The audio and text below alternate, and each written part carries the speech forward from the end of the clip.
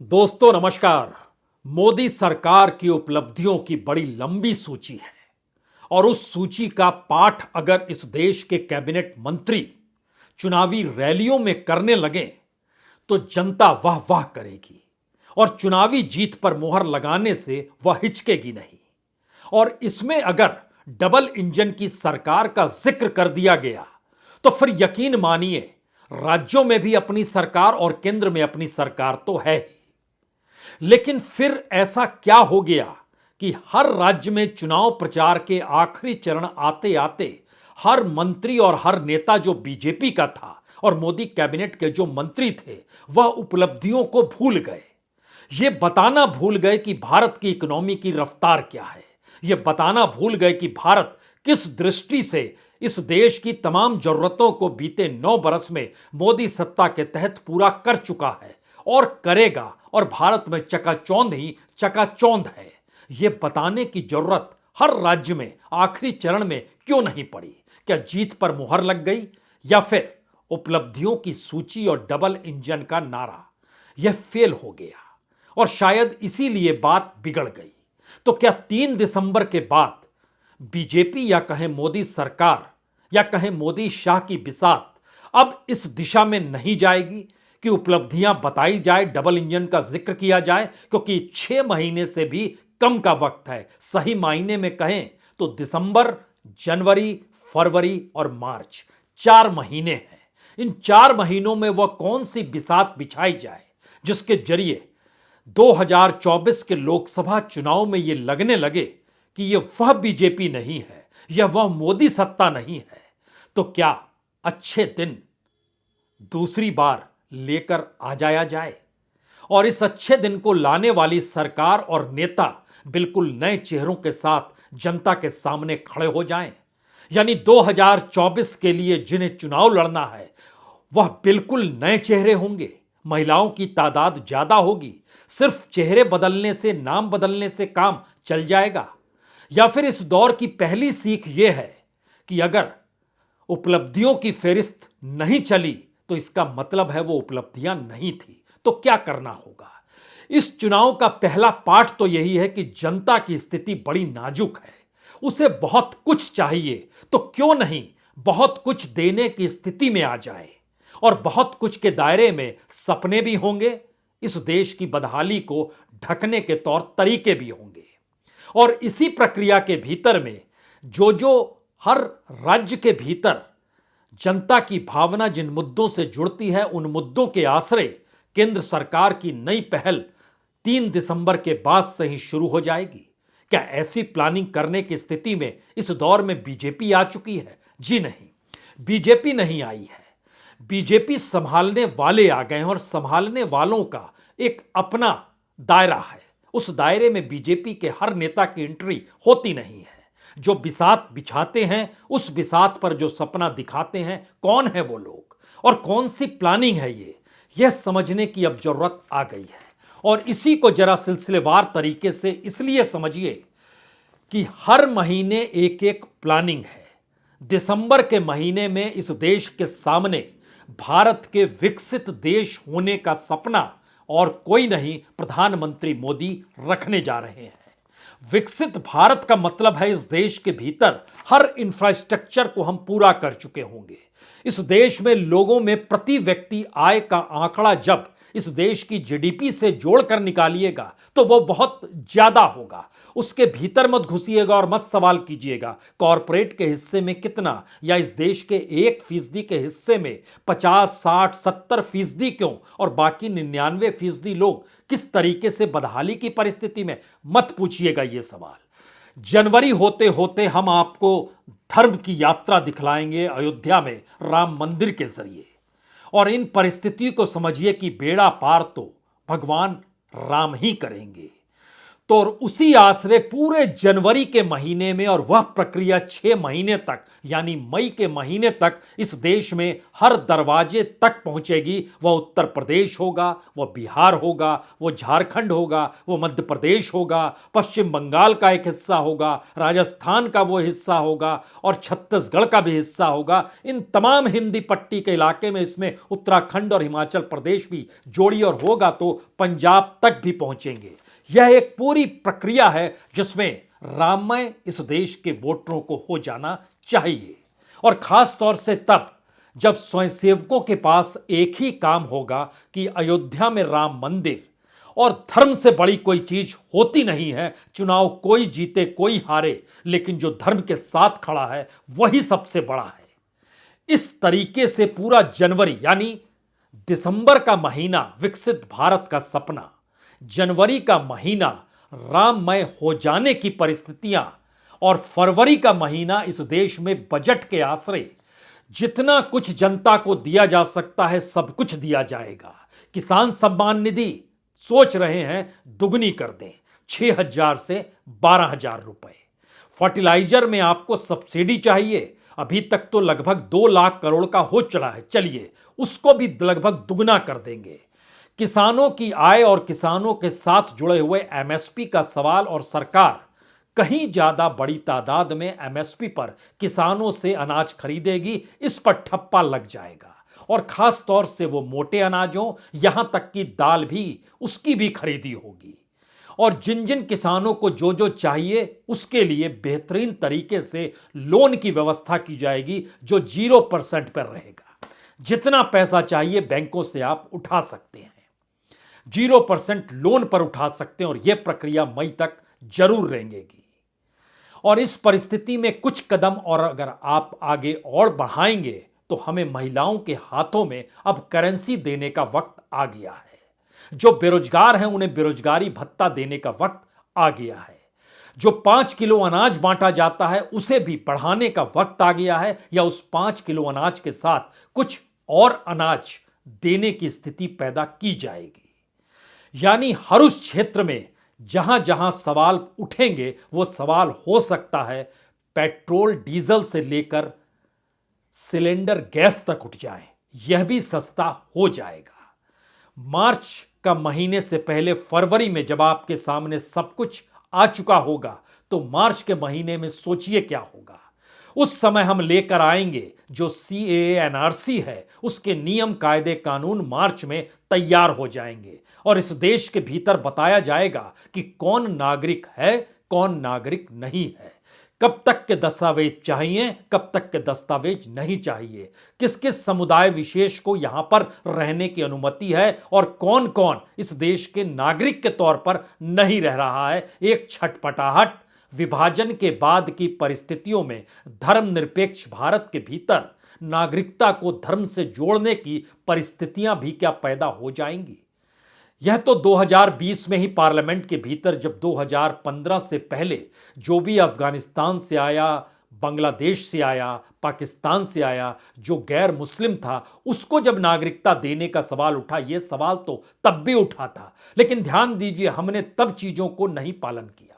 हम धीरे धीरे आगे बढ़ते हैं और चुनाव की परिस्थितियों से तमाम चीजों को जोड़ते हैं तो उस दिशा में भी कदम बढ़ेंगे। तो क्या 3 दिसंबर मौजूदा बीजेपी सत्ता के लिए या दिल्ली की सत्ता के लिए एक ऐसी तारीख के तौर पर उभर रही है जहां जिसके बाद की प्लानिंग सरकार ने पूरे तौर पर कर ली है, या फिर इसके आगे कई कदम वो बढ़ाने की स्थिति में आ चुकी है जहां पर उम्मीदवारों के तौर पर जब चयन होगा तो महिलाओं का इस बार ज्यादा होगा।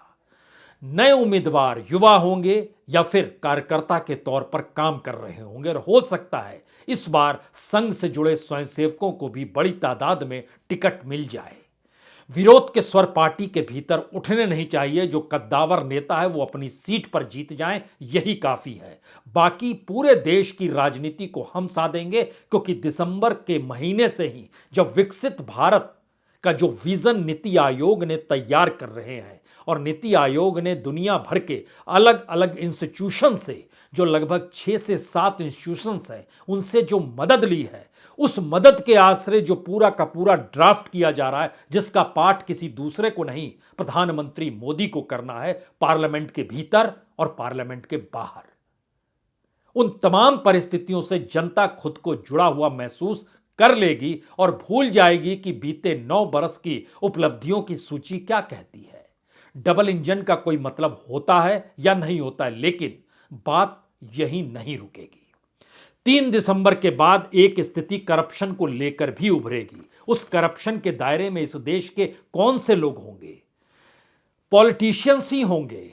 आम व्यापारी, उसको मत परेशान कीजिए। उन व्यापारियों को जरूर परेशान आप कर सकते हैं जो सत्ता के साथ खड़े हैं, लेकिन उन पॉलिटिशियंस की फहरिस्त क्या है? तो आपकी उपलब्धियों से बड़ी फहरिस्त है, क्योंकि इसके दायरे में 125 पॉलिटिशियंस हैं। और उसमें भी जब आप बांटना शुरू करें तो कांग्रेस छत्तीसगढ़ के भूपेश बघेल पहले नंबर पर हैं, ममता बनर्जी या उनके परिवार के सदस्य क्या दूसरे नंबर पर हैं, तेजस्वी यादव या उनके परिवार के सदस्य क्या तीसरे नंबर पर हैं, शरद पवार या उनके परिवार के सदस्य क्या चौथे नंबर पर हैं, हेमंत सोरेन क्या 5वें नंबर पर है। यह फहरिस्त राज्य दर राज्य बढ़ती चली जाएगी। तो करप्शन को लेकर कोई समझौता करने की स्थिति में सरकार नहीं, और यह प्रधानमंत्री मोदी की गारंटी हर रैली में गूंज रही है।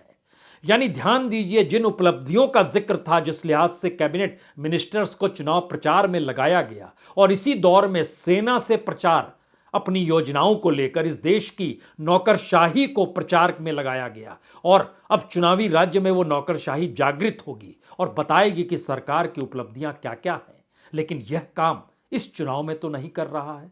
जनता को तो सुविधाएं चाहिए, रेवड़ी चाहिए, और वह योजनाओं के जरिए नहीं बल्कि कैश के तौर पर चाहिए, सीधे बैंक में पैसा ट्रांसफर चाहिए। अगर यह स्थिति है तो उसकी एक पूरी फहरिस्त तैयार है, जिसका जिक्र हमने किसान सम्मान निधि से किया, गरीब कल्याण योजना से किया, महिलाओं की स्कीम से किया, बेरोजगारी भत्ता से किया, पेट्रोल डीजल सिलेंडर के प्राइस कम करने से किया, करप्शन को लेकर नेताओं को दायरे में लाने से लेकर किया, क्योंकि सबसे बड़ा वोट बैंक इस देश में किसान और गरीब है। पहला पाठ राज्यों से यही निकला। दूसरी बड़ी तादाद इस देश में बतौर वोटर महिलाओं की है। तीसरी बड़ी वोटर के तौर पर मौजूदगी तीसरे नंबर पर जाति के तहत आती है। ये एक स्ट्रेटजिकली चीजें चलेंगी अब। और उसके बाद चौथी परिस्थिति में दलित और आदिवासी का जिक्र होगा। पांचवी परिस्थिति में आती है योजनाओं का ऐलान, जिन योजनाओं से जिन्हें लाभ होता है, क्योंकि इस राज्यों के चुनाव में योजना मायने नहीं रख रहे थे। यह बिल्कुल राजनीति के पिरामिड को और उसके दौर में चुनाव प्रचार के तौर तरीके के पिरामिड को उलटने की दिशा में है। अब यहां पर अगला सवाल एक सबसे बड़ा आता है, तो क्या इसका असर बीजेपी पर पड़ेगा? और जिस प्लानिंग के तहत और जिन सुविधाओं के आश्रय सरकार आगे बढ़ना चाहती है, तो बीजेपी के भीतर क्या हड़कंप मचेगी? बीजेपी के भीतर हड़कंप मची हुई है, लेकिन अभी शॉक ऑब्जर्वर का काम 3 दिसंबर की तारीख कर रही है। 3 दिसंबर के बाद कौन सी परिस्थिति किस राज्य से किस नेता के जरिए किन शब्दों के आश्रय निकल जाए, अभी कोई नहीं कह सकता है। वह राज्य राजस्थान हो सकता है, वो मध्य प्रदेश हो सकता है, वो कोई भी राज्य, वो महाराष्ट्र भी हो सकता है। वह दिल्ली में बैठे कद्दावर नेताओं की मौजूदगी में कुछ शब्द नए तरीके से उभर सकते हैं। यह ठीक वैसे ही होगा जैसे एक वक्त जब उत्तर प्रदेश में मुख्यमंत्री बनाना था, और उस दौर को याद कीजिएगा तो मनोज सिन्हा शपथ लेने को तैयार थे, लेकिन योगी का नाम सामने आ गया क्योंकि पीछे संघ खड़ा था। और 3 दिसंबर का इंतजार क्या आरएसएस भी कर रही है, और इसीलिए अब आरएसएस को भी समझ में आने लगेगा कि अगर हमने चीजें वैकल्पिक तौर पर शुरू नहीं की तो मुश्किल हो जाएगी। क्या 3 दिसंबर प्लानिंग तैयार है, योजनाएं तैयार है, हर महीने किस बात का ऐलान करना और किस तरीके से चीजों को आगे बढ़ाना है, सारी परिस्थिति तैयार है।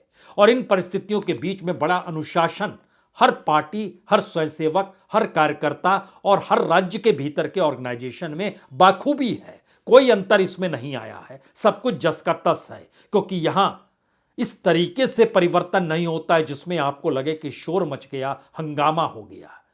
यह हंगामा और शोर थम जाता है जैसे 2013 में अडवाणी जी के पांव थम गए थे दिल्ली में ही, वह गोवा नहीं जा पाए थे, और वहां पर उस दौर में अध्यक्ष राजनाथ सिंह ने संभालने के लिए दे दिया था उस दौर में गुजरात के मुख्यमंत्री नरेंद्र मोदी को।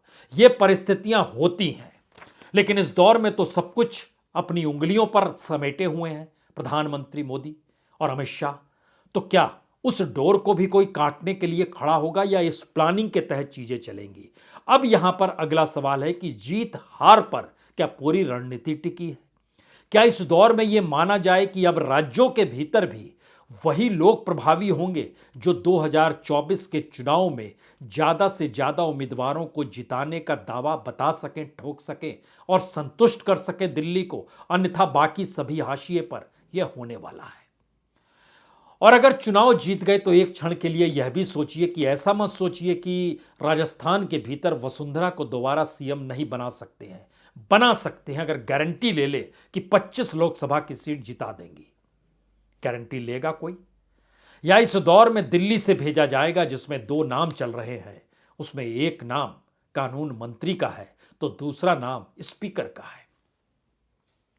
क्या इन परिस्थिति में राजस्थान को साधा जाएगा और इससे हटकर एक नई परिस्थिति है, अगर चीजें बिगड़ गई तब क्या होगा?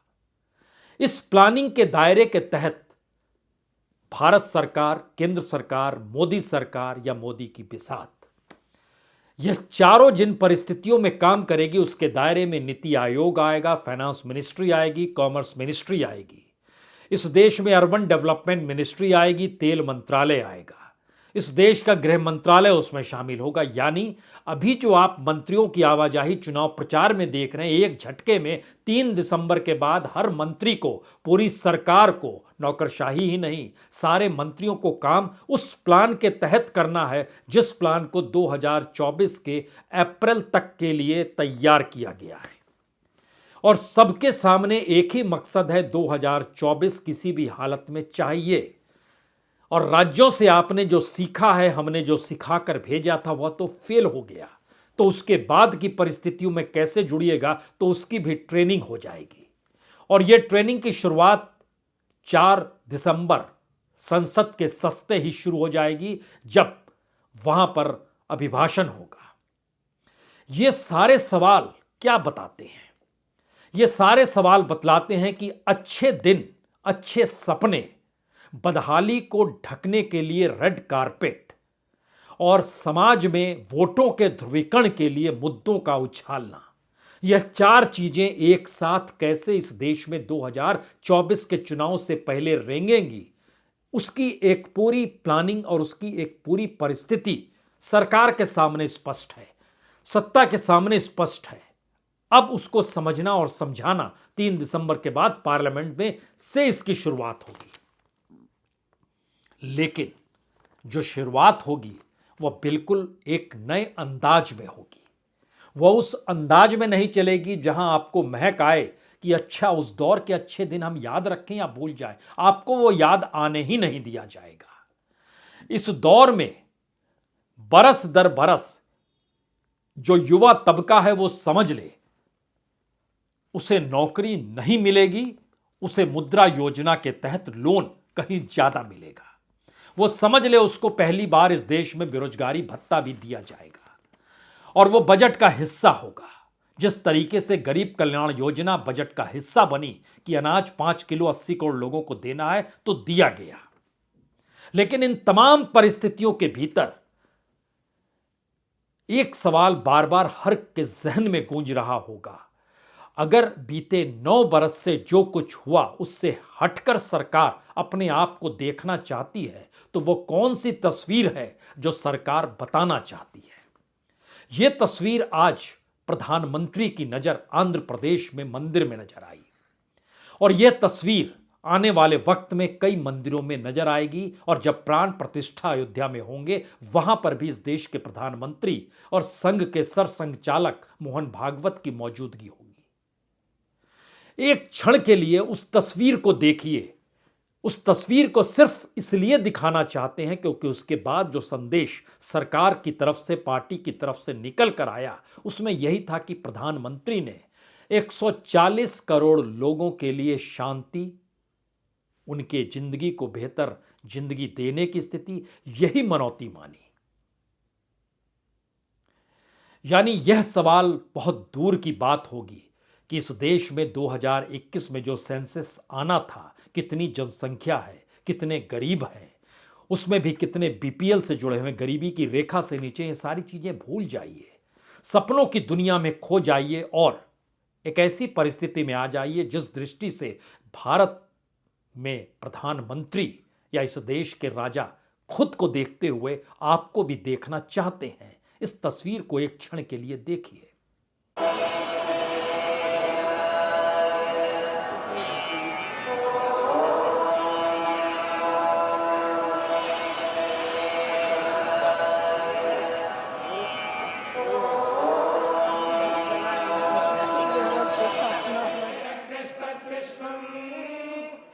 विश्वं विश्वं दत्तद्विश्वमा विश्वं दत्तद्विश्वमा विश्वमा विश्वं विश्वमावृणादि वृणात्या विश्वं विश्वमावृणादि आवृणादि वृणात्या। तो प्रधानमंत्री ने पूजा पाठ आज इसलिए की, इस देश के 140 करोड़ लोगों का हित वो साध सके। लोहिया का कहना था, धर्म से बड़ी राजनीति कुछ होती नहीं और राजनीति से बड़ा धर्म कुछ है नहीं। और 2024 की दिशा में बढ़ते हुए कदम 3 दिसंबर के बाद इस देश के भीतर किस लकीर को खींचेंगे और उस लकीर पर चलते हुए आपके सामने जो नया भारत नजर आएगा वो कैसा होगा, ये सिर्फ अभी आप सोच सकते हैं। दिव्य दृष्टि वो आपके पास नहीं है जो दिल्ली की सत्ता के पास है। मनाइए कि वो दिव्य दृष्टि आपके पास भी आ जाए। बहुत बहुत शुक्रिया, बहुत बहुत शुक्रिया।